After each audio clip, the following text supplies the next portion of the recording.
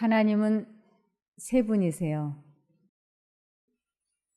아버지 하나님은 모든 총관할하시는 하나님이시고, 예수님은 사람을 창조하시고 사람의 죄값을 책임지신 분이세요. 그래서 예수님이 십자가에 달려 돌아가심으로 이 세상 모든 사람들의 죄값을 예수님이 갚아주셨어요. 그래서 이것을 2차 구원이라고 합니다. 예수님께서 내 죄를 용서해 주신 것, 예수님이 나 대신 십자가에 달려 돌아가신 것을 믿으면 내가 더 이상 죄값은 치르지 않습니다. 예수님이 치러주셨기 때문에. 그것을 보통 사람들이 구원받았습니까? 라고 물을 때 이것을 묻는 것입니다. 그것은 여러분 다 믿으시죠? 네.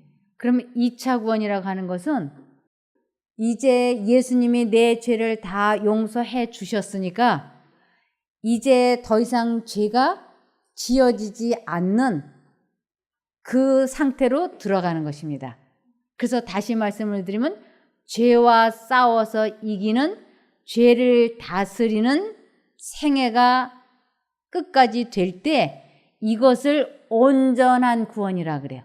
그래서 이 요한복음 3장 5절을 보시면, 요한복음 3장 5절 여기에 보시면 요한복음 3장 5절에 예수님은 이렇게 대답하셨다. 내가 분명히 말해두지만 누구든지 물과 성령으로 나지 않으면 하나님의 나라에 들어갈 수가 없다고 말씀을 하셨어요. 그래서 예수님의 그 죄사함, 죄 씻김, 그것을 상징하는 것을 물침례라 그래요. 그래서 물과 성령으로, 이것은 예수님은 우리의 죄를 다 용서해 주신 것을 상징하는 것이고, 그 다음에 성령으로 난다고 하는 것은 죄가 성령에 의하여 그쳐지는 것을 거듭남이라 그럽니다. 그래서 물과 성령으로 나지 아니하면 하나님 나라에 들어갈 수 없다고 하는 것이에요.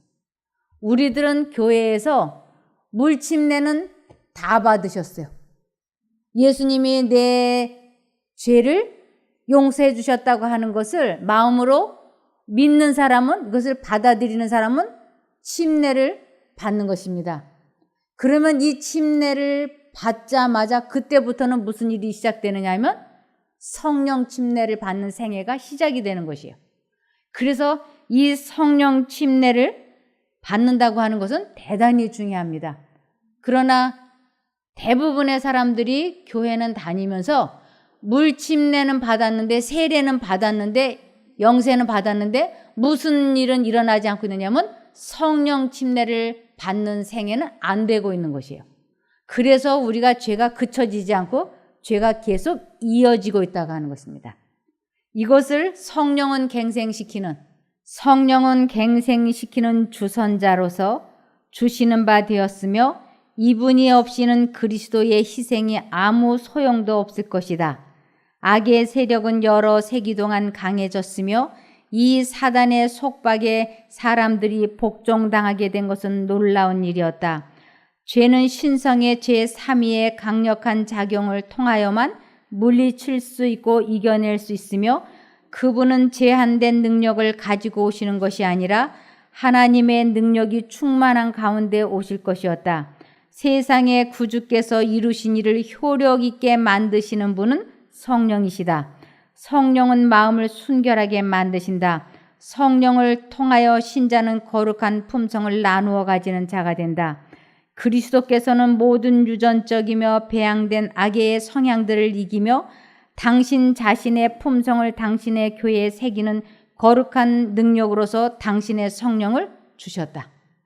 그래서 예수님은 우리의 죄값을 갚아주시는 역할을 맡으셨고, 성령 하나님은 우리들이 죄와 싸워서 이기는 능력을 주시는 분으로 이 세상에 지금 현재 계시는 것입니다.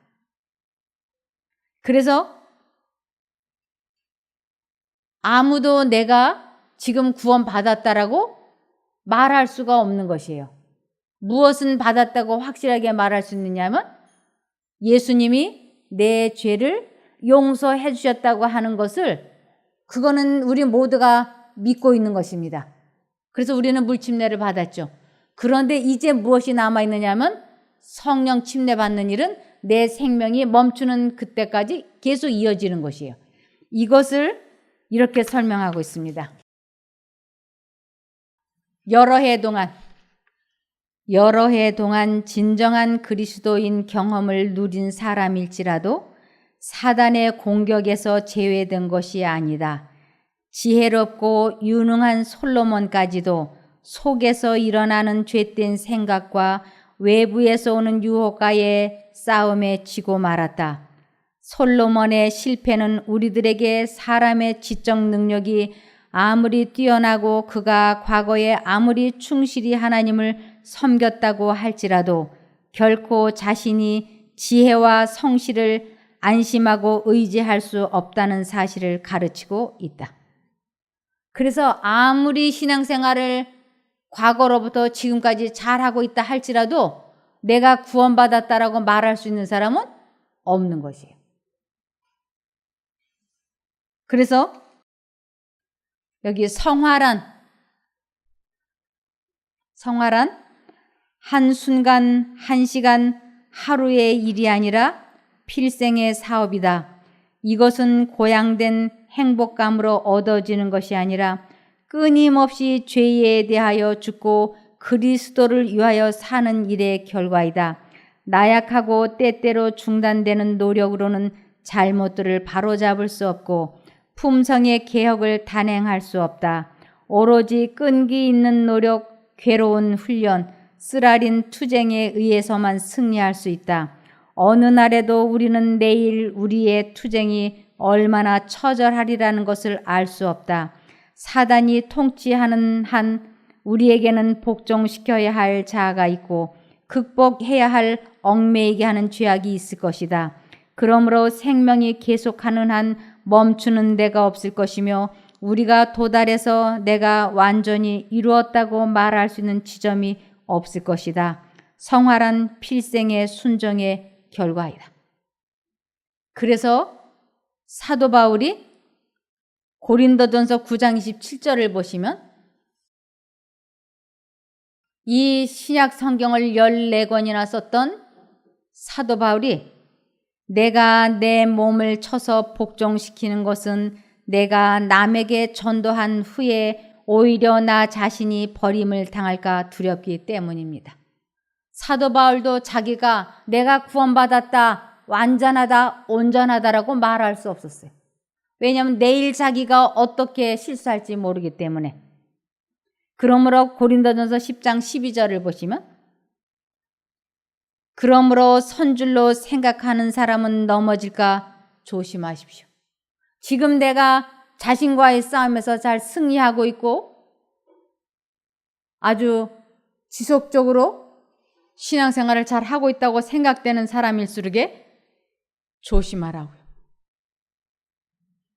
그러면서 사도 바울이 하나님을 만나면서 죄와 싸워서 이기는 경험이 차츰차츰 늘어가니까 이렇게 말했습니다. 고린도전서 15장 10절. 그러나 나는 하나님의 은혜로 오늘의 내가 되었습니다.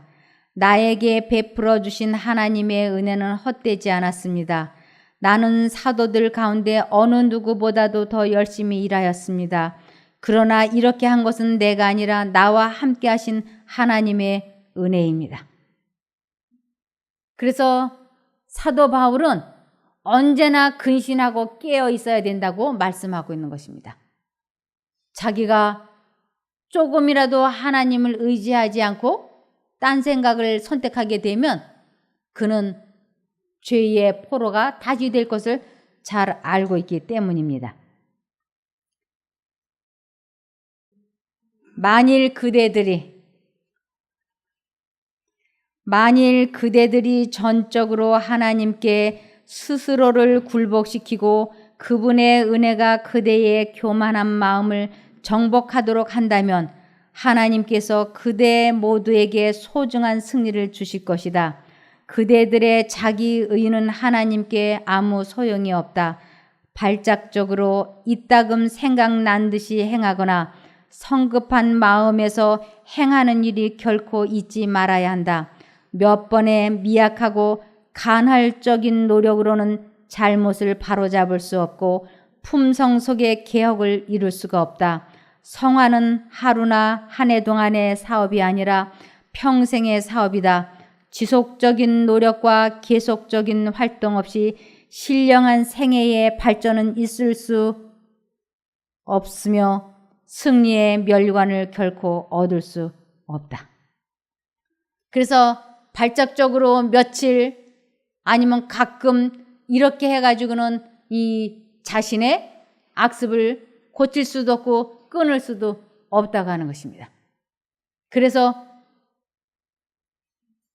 사도 바울은 이 부분을 빌립보서 2장 12절 사랑하는 여러분, 그러므로 여러분은 내가 지금 그곳에 있을 때뿐만 아니라 내가 없는 지금에도 더욱더 두렵고 떨리는 마음으로 여러분의 구원을 계속 이루어 가십시오. 구원을 계속 이루어 가야 된다고. 조금이라도 나는 구원받았습니다라고 말해버리면 안 된다고. 그러면서 빌립보서 3장 12절 내가 이 모든 것을 이미 얻었다는 것도 아니며 완전해졌다는 것도 아닙니다. 다만 그리스도 예수님이 나를 위해 마련하신 상을 받으려고 계속 달려가고 있습니다. 예수님은 우리의 모든 죄값을 다 갚아주셨어요. 십자가에 돌아가심으로 우리의 모든 죄값을 다 갚아주셨는데 이제는 그 구원을 온전케 하려면 나에게서 죄가 그쳐지는 성령 침례가 내 생명이 멈추는 날까지 계속 이어져야 되는 것입니다. 그렇게 될 때 온전한 구원을 이루는 것입니다. 예수님이 내 죄를 다 용서해 주셨다고 하는 것은 마음에 믿었지만 죄는 그쳐지지 않고 계속 이어지고 있다면 그것은 성령 하나님이 함께 하시지 않는 것이기 때문에 구원을 놓친다고 분명히 말씀하고 있는 것입니다. 그래서 디모데전서 6장 12절을 보시겠습니다. 디모데전서 6장 12절 믿음의 선한 싸움을 싸우라. 영생을 취하라. 이를 위하여 내가 부르심을 입었고 많은 증인 앞에서 선한 증거를 증거하였도다. 믿음의 선한 싸움을 싸운다고 하는 것은 죄와 싸워서 이기는 것이에요. 자기의 감정을 다스리고 자기의 마음을 지배하는, 그래서 감정 조절하고 마음을 다스리는 이것을 지속적으로 해야 된다고 합니다.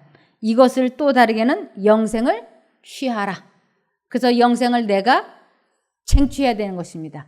선한 싸움을 싸우지 않으면 우리는 영생을 놓치게 되는 것입니다. 그래서 베드로전서 4장 1절을 보시면 베드로전서 4장 1절 그리스도께서 육체의 고통을 겪으셨으니, 그래서 이건 십자가에 달려 돌아가신 것을 육체의 고통을 겪으셨으니라고 말씀하시는 것이에요. 여러분도 같은 마음가짐으로 무장하십시오. 육체의 고통을 겪은 사람은 벌써 죄와 관계를 끄는 것입니다. 육체의 고통을 겪었다, 이것은 내적 싸움에서 승리하는 사람은 죄와 인연을 끊게 된다고 하는 것이에요. 우리 마음속에서 죄와 싸워서 이겨야지만 이 죄와 관계를 끊지, 그 싸움이 없이는 아무도 죄에서 못 벗어난다고 하는 것입니다. 그런데 그러면 우리는 내가 구원 받았다, 온전하다, 완전하다라고 말할 수 없어요. 그런데 사도 바울이 고린도전서 15장 31절에 보면 형제들아, 내가 그리스도 예수 우리 주 안에서 가진 바 너희에게 대한 나의 자랑을 두고 단언하노니 나는 날마다 죽노라. 내 자아가 포기되는 것, 나의 고집이 꺾어지는 것, 이것을 내 자아가 죽었다라고 얘기하는 것이. 이것이 날마다 되어지야 되는데 죽는 그 순간까지 해야 되는 것입니다. 이것을 날마다 하는데 우리는 내 생명이 멈추는 그날까지 내가 구원받았다, 온전하다, 완전하다, 회개했다라고 장담할 수 없어요. 예수님만이 내가 구원받았다고 심판을 하실 수 있으신 분입니다. 그런데 사도 바울이 자기가 구원받았다고 확실하게 말하는 장면이 있는 것입니다. 사도 바울이. 여기 디모데후서 4장 6절을 보시겠습니다.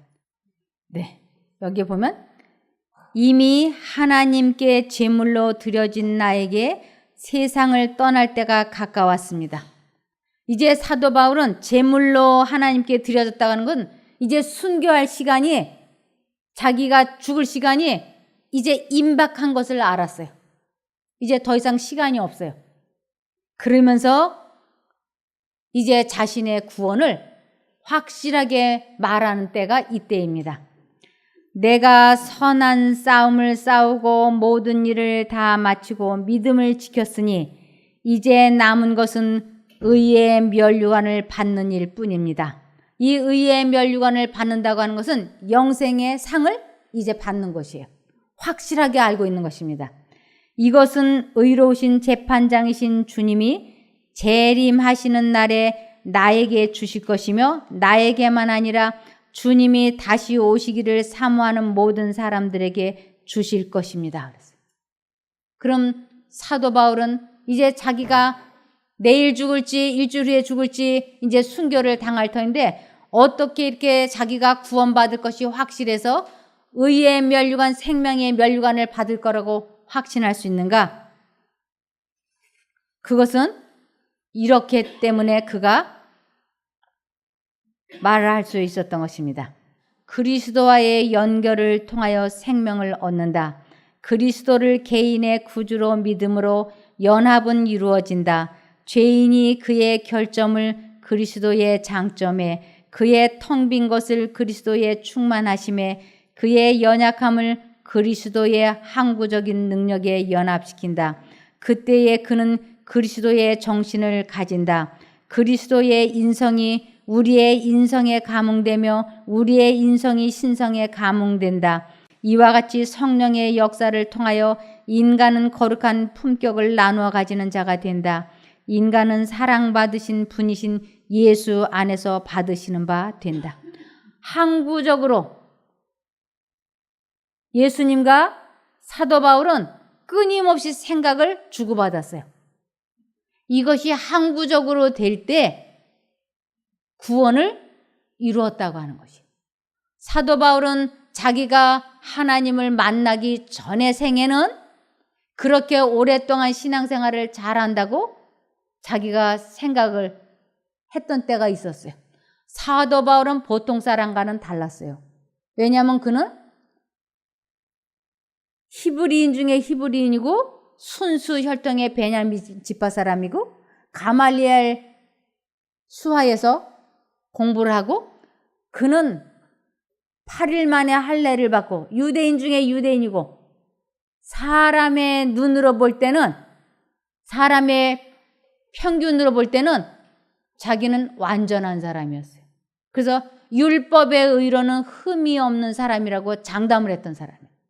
그랬던 그가 다메섹 길 위에서 예수님을 딱 정면으로 만나보고 난 후에 그는 지금까지 태어나서 지금까지 살아온 모든 것은 하나님을 믿지 않고 있었기 때문에 저지른 잘못이라고 이야기합니다. 그래서 사도 바울의 생애는 두 부분으로 나뉘어져요. 하나님을 믿지 않았던 때와 믿었던 때로. 그래서 그가 하나님을 만나기 전에는 하나님과 교통하는 방법을 몰랐기 때문에 그는 자기 생각대로 신앙생활을 했고, 하나님을 만나고 난 후에는 하나님과 계속 생각을 주고받는 교통하는 방법을 깨달은 후로는 그는 지속적으로 하나님을 의지했던 것이에요. 그래서 그는 이제 죽음을 눈앞에 두고는 내가 구원을 받았다라고 말씀할 수 있었던 것입니다. 먼저 빌립보서를 보시겠습니다. 빌립보서 3장 4절부터 보겠습니다. 빌립보서 3장 4절 보면, 그러나 나도 육체를 신뢰할 만하니 만일 누구든지 다른 이가 육체를 신뢰할 것이 있는 줄로 생각하면 나는 더욱 그러하리니, 내가 8일 만에 할례를 받고 이스라엘의 족속이요 베냐민의 지파요 히브리인 중에 히브리인이요 율법으로는 바리새인이요 열심으로는 교회를 핍박하고 율법의 의로는 흠이 없는 자로라. 그러나 무엇이든지 내게 유익하던 것을 내가 그리스도를 위하여 다 해로 여길 뿐더러 또한 모든 것을 해로 여김은 내 주 그리스도 예수를 아는 지식이 가장 고상함을 인함이라. 내가 그를 위하여 모든 것을 잃어버리고 배설물로 여김은 그리스도를 얻고 그 안에서 발견되려 함이니 하고 이야기하는 것이에요.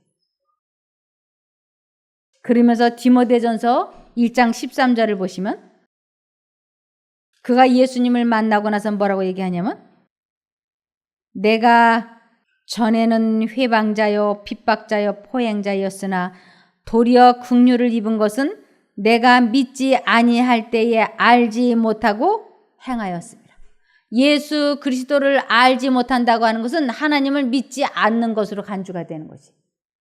그래서 그는 예수 믿는 사람들을 회방을 하고 핍박을 하고 잡아 가두고 하는 일을 하나님을 잘 믿는 것인 줄 잘못 알고 그렇게 했다고. 그런데 예수님을 만나보고 나니까 자기가 너무 잘못했다고. 과거는 하나님을 믿지 아니하고 잘못한 것이었다고 그는 고백을 하는 것입니다. 이것을 사도행전 26장 9절을 보시겠습니다. 사도행전 26장 9절.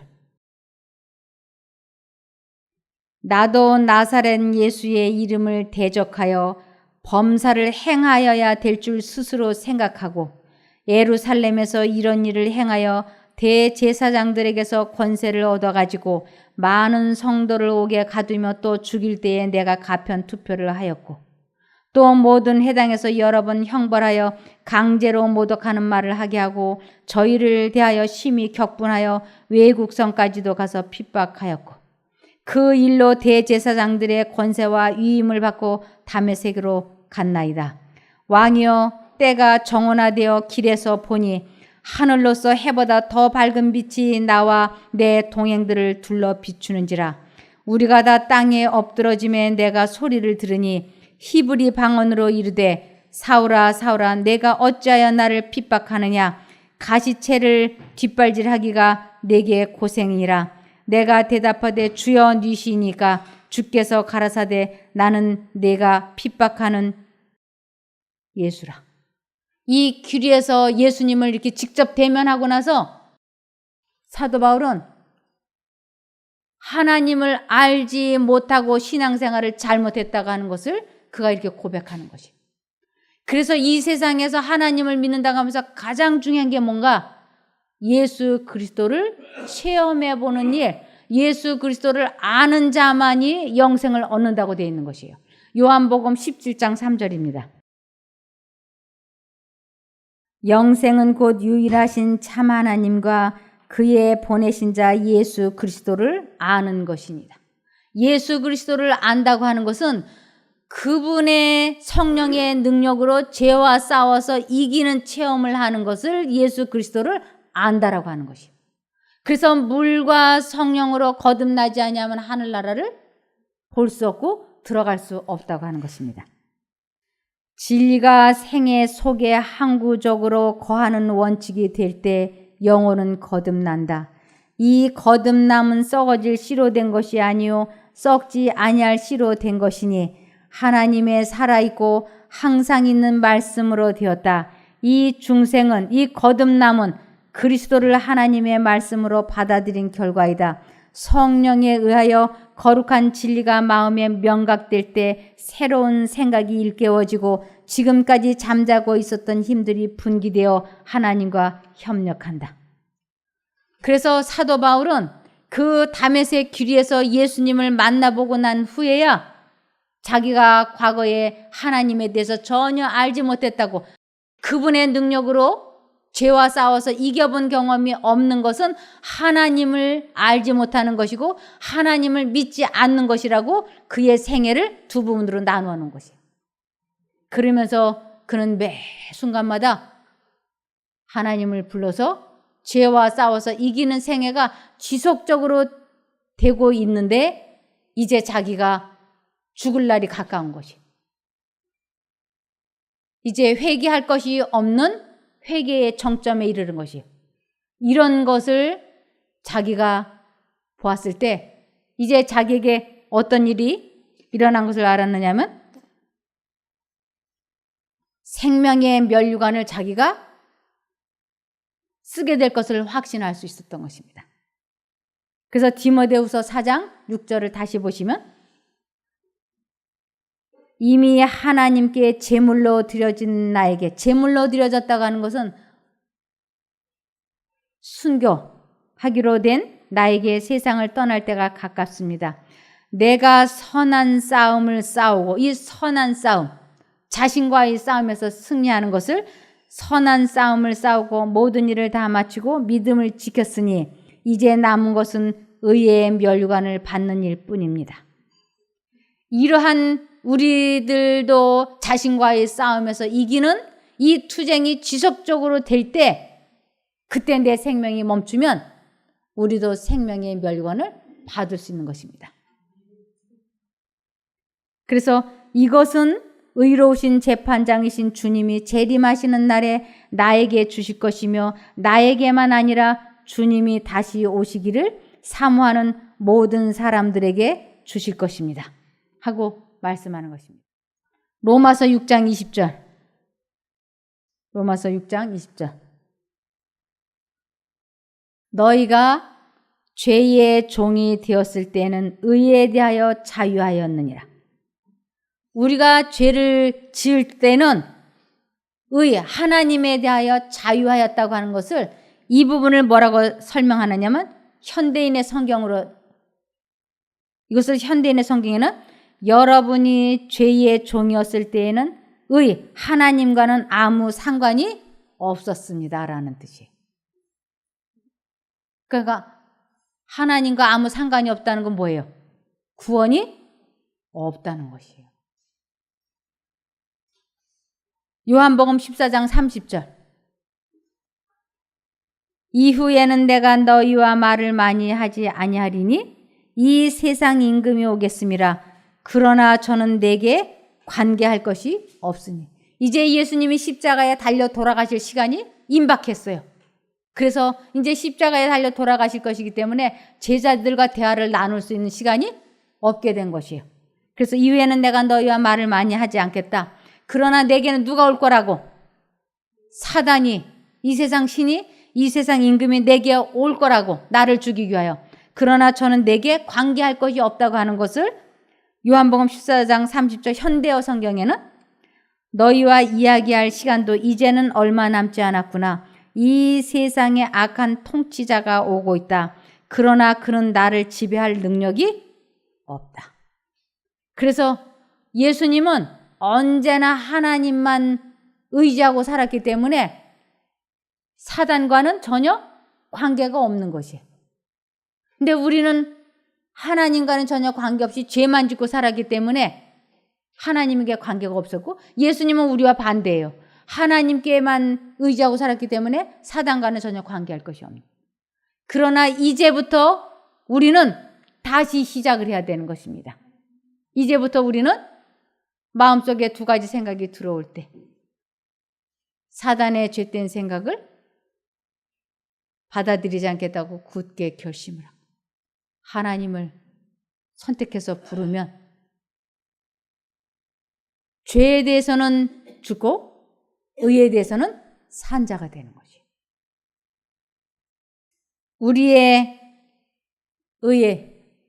우리는 의의 태양 되시는 그리스도에게서 밝은 빛을 받아 우리의 착한 행실로서 다른 사람들에게 빛이 돼 간헐적으로나 희미하게 하지 않고 한결같이 밝은 빛으로 비춰야 한다. 만일 우리가 우리 주변에 있는 사람들을 하늘로 인도하기 위하여 적극적인 가마력을 발휘하지 않을 것 같으면 우리는 그들에게 해를 끼치지 않고 있다고 확신할 수는? 우리는 가족들이나 이웃에게 전도를 하고 싶으면 꾸준히 착한 행실, 밝은 빛을 사람들에게 비춰줘야지 된다고요. 그것은 곧 하나님과 내가 계속 뭐 하고 있다는 얘기일까요? 교통하고 있다고 하는 증거예요. 근데 하나님과 내가 교통을 하고 있지 않으면 우리는 밝은 빛을 비춰줄 수 없는 것입니다. 그래서 하나님께서는 우리들에게 끝까지 힘있게 이 복음을 전하라고 말씀하고 계십니다. 복음은 생명 없는 학설처럼 제시할 것이 아니라 생애를 변화시키는 생동감 넘치는 능력으로 제시되어야 한다. 하나님께서는 당신의 은혜를 받는 자들이 그 은혜의 능력에 대한 증인이 되기를 바라신다. 이 복음을 전할 때 힘없이 전하지 말고 강력하게 제시해야 되는데 그것은 생애를 변화시키는 생동감 넘치는 능력이기 때문에 그렇다고 하는 것입니다. 그래서 마태복음 3장 11절을 보시면 마태복음 3장 11절 나는 너희를 회개시키려고 물로 침례를 준다. 이 물로 침례를 주는 것은 우리의 지은 모든 죄를 용서해 주신 예수 그리스도를 상징하는 것이고 이 물침례를 받으면서부터 무엇가 시작이 되냐면 회개가 시작이 되는 것이에요. 회개가 시작이 된다는 것은 성령과 계속 관계를 갖는 교통하는 성령 침례를 의미하는 것입니다. 그래서 나는 너희를 회개시키려고 물로 침례를 준다. 그러나 나보다 훨씬 위대하신 분이 오시면 그분은 성령과 불로 침례를 주실 것이다. 성령과 불은 똑같은 역할을 해요.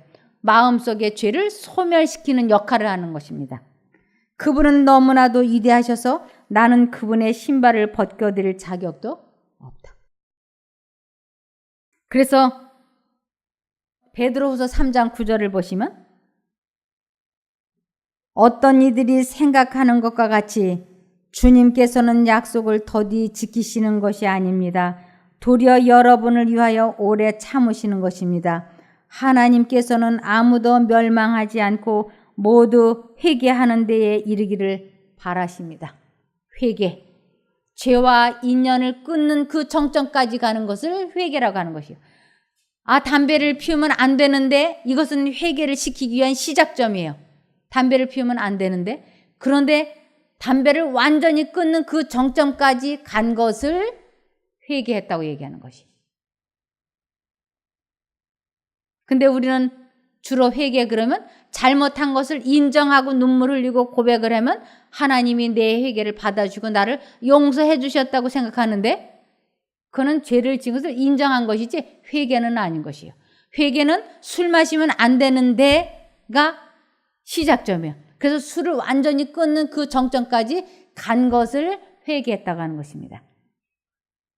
그래서 디모데전서 4장 7절을 보시면 디모데전서 4장 7절 보면 하나님의 진리와는 다른 어리석은 이야기를 하는 사람들도 있을 것입니다. 그러한 가르침에 솔깃하지 말고 오직 하나님을 섬기는 일에 스스로를 훈련시키십시오. 이 잡담에 솔깃하게 귀 기울이지 말라고. 잡담 주고받지 말라고. 그래서 그러한 가르침에 솔깃하지 말고 오직 하나님을 섬기는 일에 스스로를 훈련시키십시오. 우리는 매 순간 하나님을 부르고 하나님께 마음과 정신을 고정시키는 이 경건에 이르는 연습을 이제로부터 우리들의 생명이 다할 때까지 지속하기를 바라며 말씀을 마치겠습니다. 기도할까요?